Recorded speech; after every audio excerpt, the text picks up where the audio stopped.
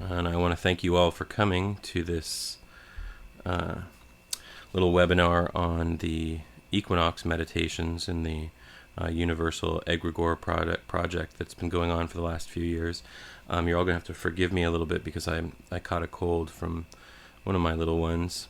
Both my wife and I are very stuffed up right now, so I'm not at my full energy, but I'll try and do my best to be as excited as I actually am to have all of you here and interested in working on this. So basically, a couple of months ago we got together and we talked about the creation of the Sunchild, and in that intervening time period, the sun has grown from infanthood to manhood, and the equinox is the marriage of the sun and the earth. And so the ritual or the meditation recording that goes along with it basically depicts the awakening of the earth by the sun, and it's a very sort of classic. There's many versions of the tale, but it's a very classic kind of a story of the going into the underworld and awakening the underworld princess and bringing her up to the surface and turning her into the spring queen and so forth. So from a personal and magical perspective, what we're moving towards with the spring equinox is things beginning to ground themselves, to earth themselves, and so we are literally awakening the earth within ourselves towards making things happen. During the wintertime, depending on where you live, most of you, I think, live in places where it does get cold, although I think Juan and I do not.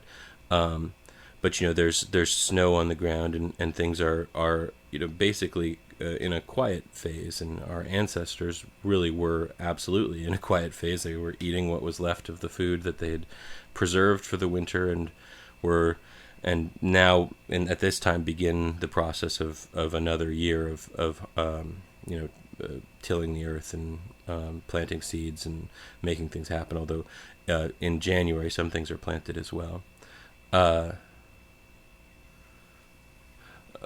Juan, are you saying that there is snow in Las Vegas?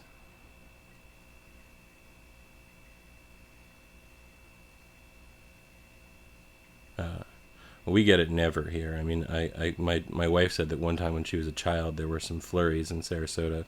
That was the only time ever. I grew up in snow though, so I mean that's my body frequently tells me that something is very amiss down here, because yesterday it was feeling very much like early autumn, and it feels very strange here because the weather's so unusual, and it will be cold and then super hot and then cold again, but never below freezing, except for on maybe once or twice a year. But anyway, seasons are good, Juan. You shouldn't crave to get rid of them. Yes, it was a summer in San Francisco. Sorry, someone on the for anyone who's listening to this recording later, someone just wrote that they lived in the Bay Area and the coldest winter they ever spent was a summer in San Francisco, which is a Mark Twain quote.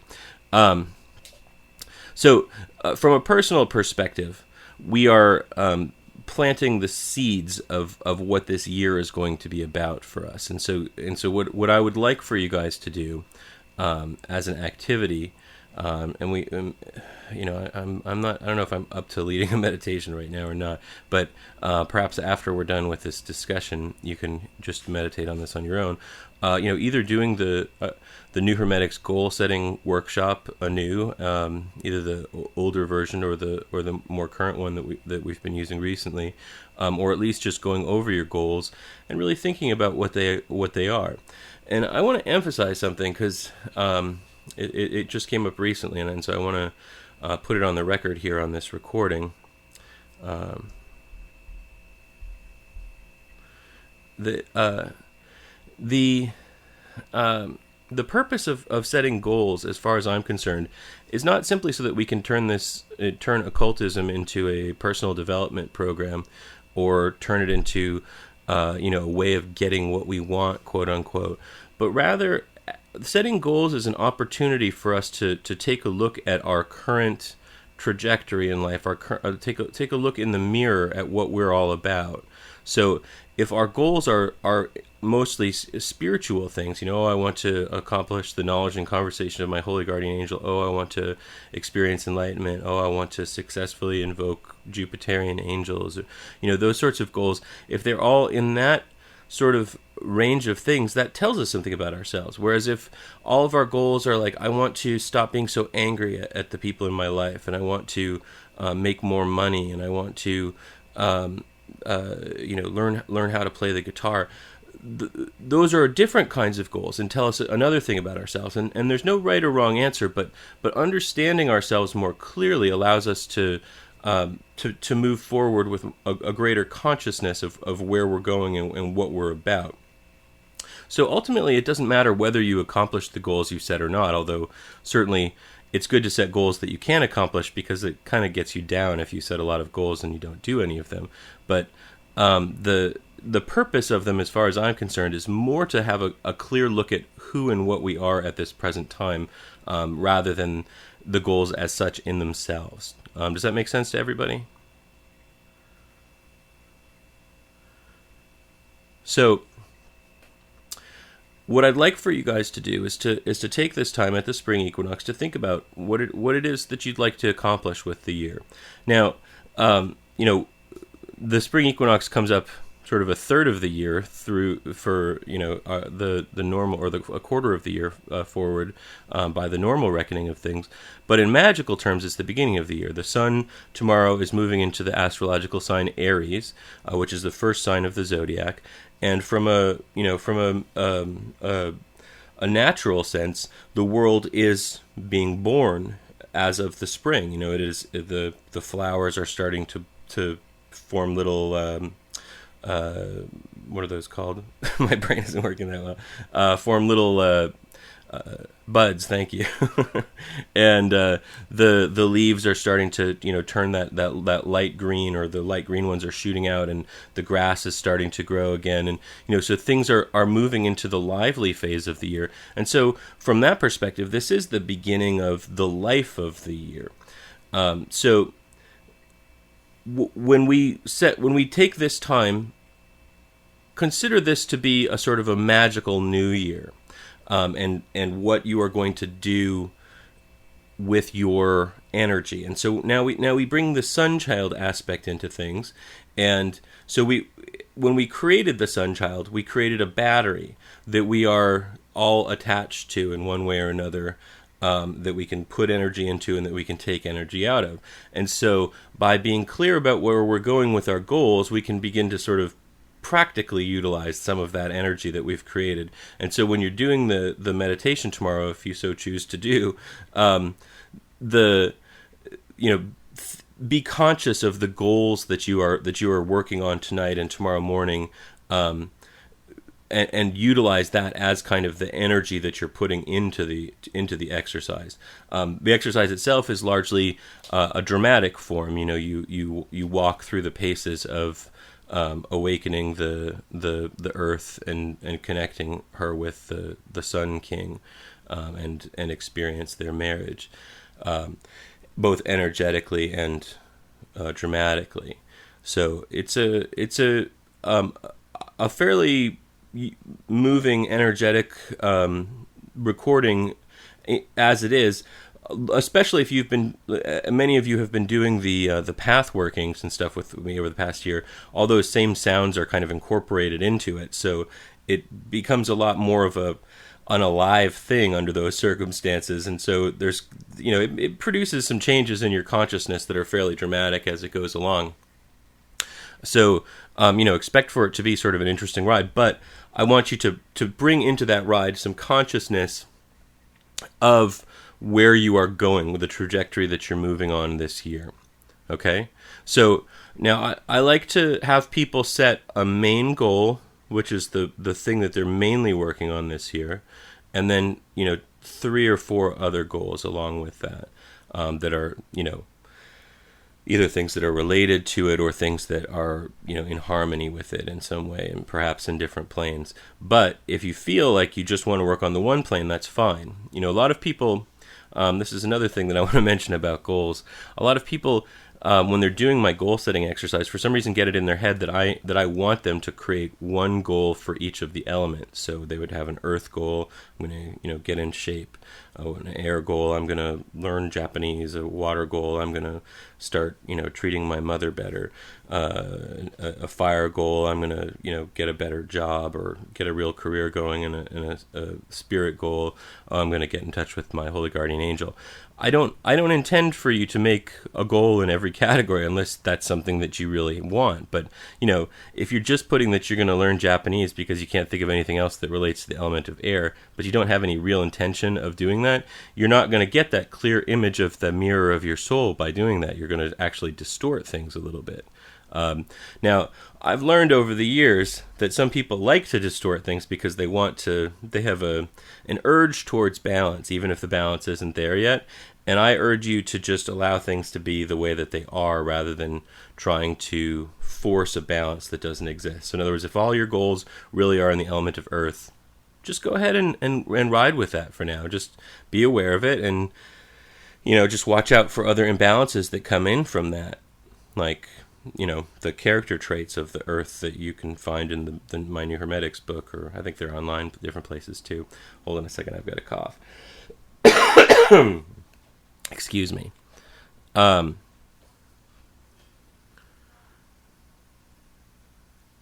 So someone's writing me a private message here.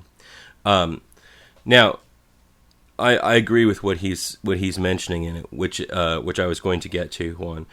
There's another aspect of the equinox, which is a slightly more ritualized aspect, and it's a traditional part of it. And the ritual very simple ritual that I created. I want to say every single one of you, with the possible exception of Robin, and Robin, if you're interested in it, I will get it to you, would have this ritual. It's basically the self-initiation ritual into the New Hermetics. Now, instead of doing the initiation recording at the end of the ritual or in the midst of the ritual, instead you do the Sunchild, or the marriage of the sun and the earth recording instead. But other than that, it's all exactly the same. And that actually is fairly similar to the ritual that the Golden Dawn performed and its various offshoot organizations as well, although some of the more Masonic-oriented stuff has been removed from it. But kind of the core heart of the ritual that has to do with the four elements and aligning things is basically right out of that ritual. So Rob and I will definitely get you a copy of that. And for those of you who might be listening to this in the future, I believe there's a copy of it in the free to download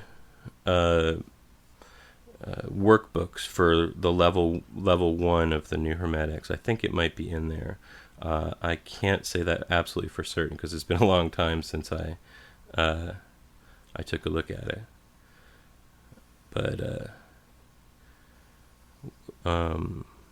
so Lauren, you're saying sorry?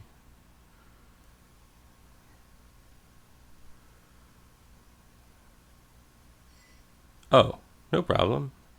I didn't even see that you were gone. Lauren got kicked off a little bit. Well, it doesn't jump out at me. There's not like a notification that comes up. I have to look and see. So anyway, that's basically what I wanted to communicate to you.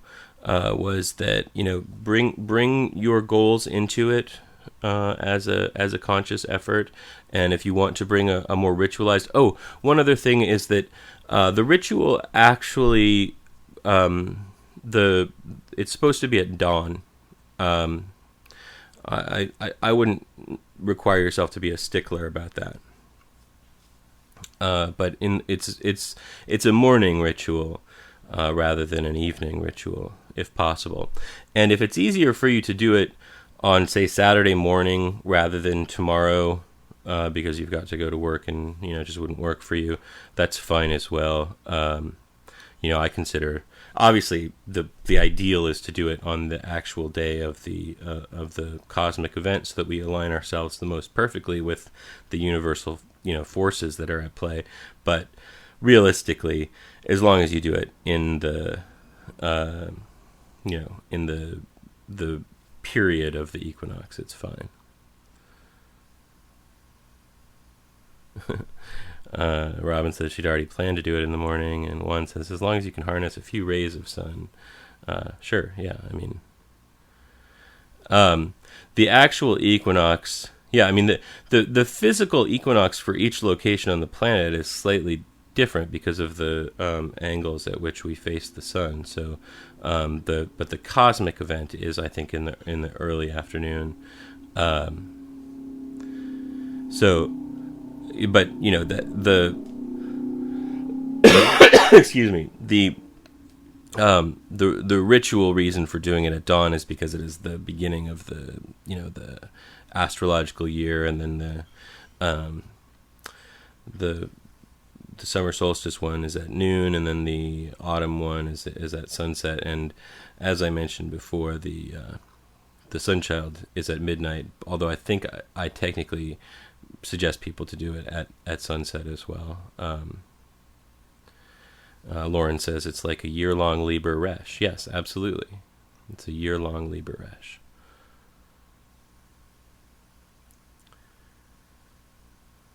Liber Resh is a daily version of the year-long thing.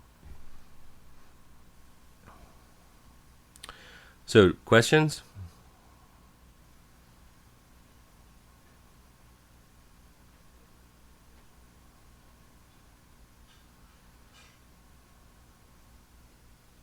I'm going to see if I can, forgive me if this messes up our broadcast in any way, but I'm just going to go to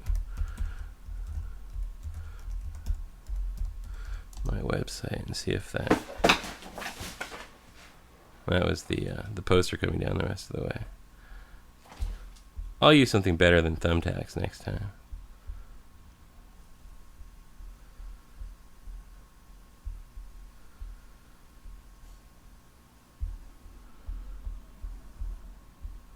See if you guys are seeing. Lauren says he has a question about this website. Are there settings somewhere to adjust the screen and such? I don't really think there are. If I used a paid program, I think I can change certain aspects of the background. This site, I don't want to sound mean here, but this site used to be a lot better than it is now. It was a totally free site, and it had a lot more going on, and then they decided to try and force people to do the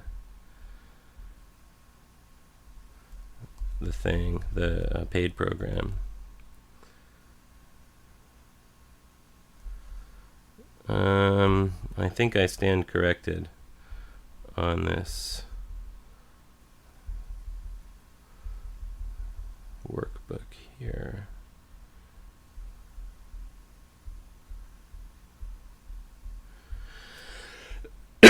Excuse me.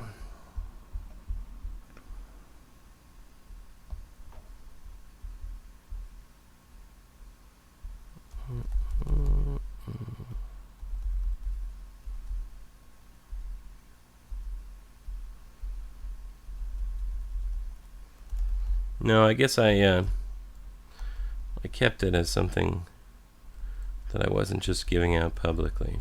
I guess that's probably for the best. But if anyone who listens to this recording wants to get in touch with me, jason@newhermetics.com, you can request it and I'll be happy to give it to you. That way, I'm not hoarding it, but at the same time, I'm not just giving it away to everybody.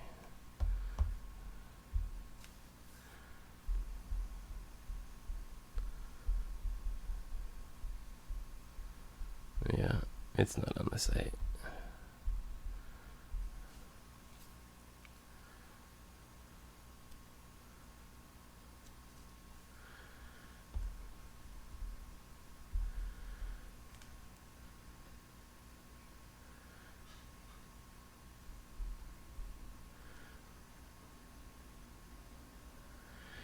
Yeah, I mean, the thing is that we're probably going to move over to using Uvu for future stuff. I just did this because it was the easiest way to get you guys together in a quick way. But Uvu probably won't have the text screen at all, but everyone will be able to talk if they want to. It will have the disadvantage that people like Lauren and TV, who probably don't want to be on camera, are going to not be able to be included as easily. Although I have the funny feeling you can probably not have yourself on camera and just have your voice going.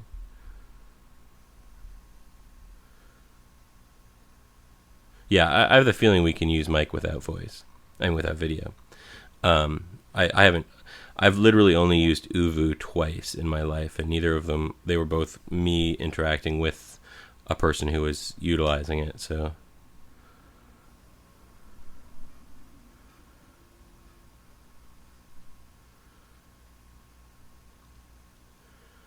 excellent. I guess we don't need to belabor continue this unnecessarily.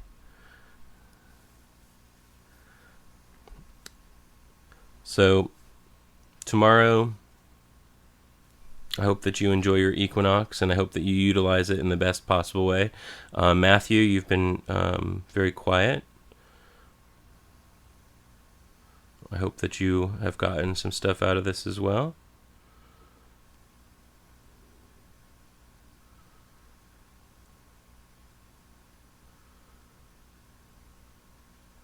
Thank you guys. And I will talk to you all soon. I will certainly be in touch within the next week or so about the Uvu. I should just recite the whole thing, right? Happy equinox to you all.